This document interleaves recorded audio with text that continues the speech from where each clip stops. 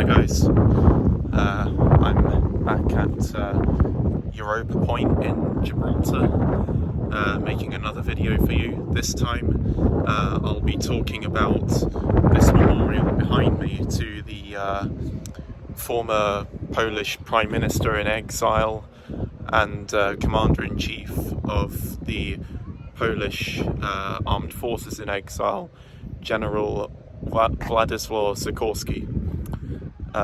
So, as many of you will know, World War II started when Germany invaded Poland on the 1st of September 1939. The British and French declarations of war came 2 days after, on the 3rd of September, which officially started World War II in Europe. The Soviets then followed a couple weeks later, invading eastern Poland, and though the Poles fought bravely, the weight of the two giants crashing down on them was too much for them to bear, and they were forced to surrender. In the aftermath, Poland was split in two by the occupiers, with the Nazis occupying the western half and the Soviets occupying the eastern half. And though Poland itself had been conquered, the Polish people had not.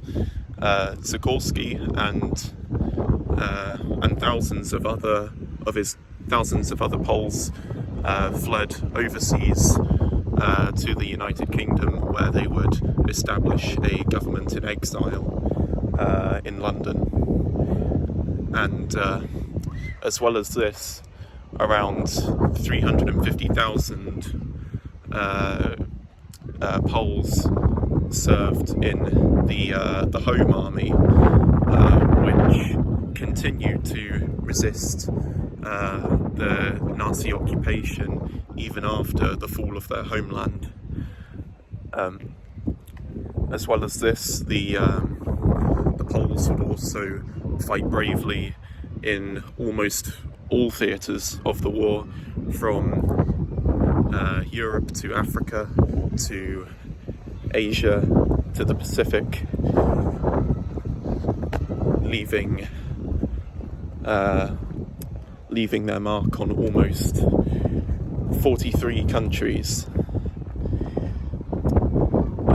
Unfortunately, Sikorski did not survive to see the end of the war.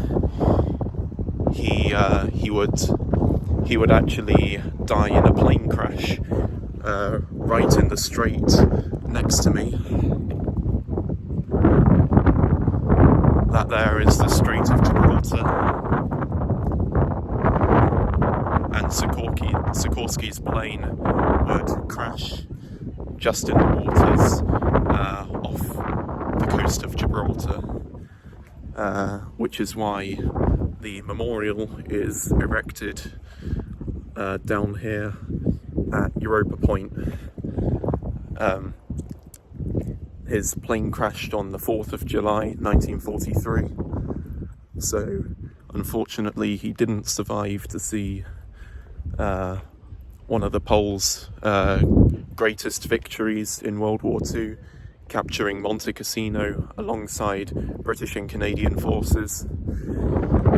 And he also didn't live to see the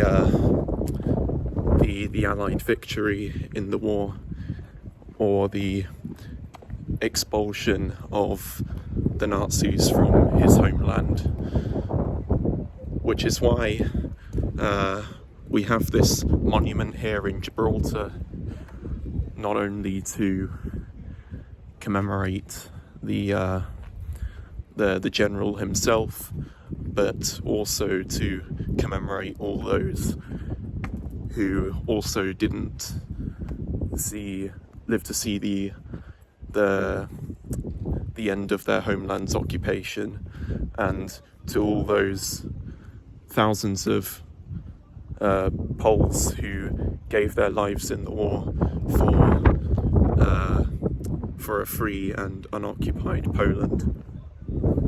Unfortunately though, even after the end of the war, it would take another 45 years for Poland to gain full freedom and to fully regain its sovereignty, as after the war, Poland became part of the Soviet sphere of influence, as agreed in the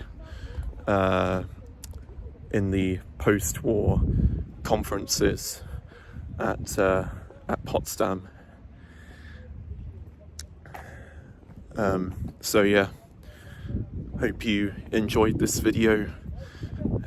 Just thought I'd shed a little bit of light on not just Gibraltar's history, but the history of some other of the smaller players in World War II as well. And that said, Poland's role really wasn't that small. Like I said, they fought in 43 countries.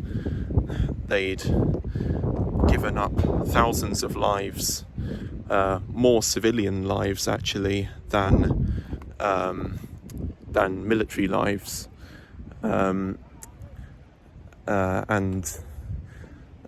if it weren't for the Poles, the Brits would have actually had a much harder time winning the Battle of Britain. So you got to give credit where credit's due. So yeah, hope you enjoyed, and I'll give you one last view of the strait to end the video.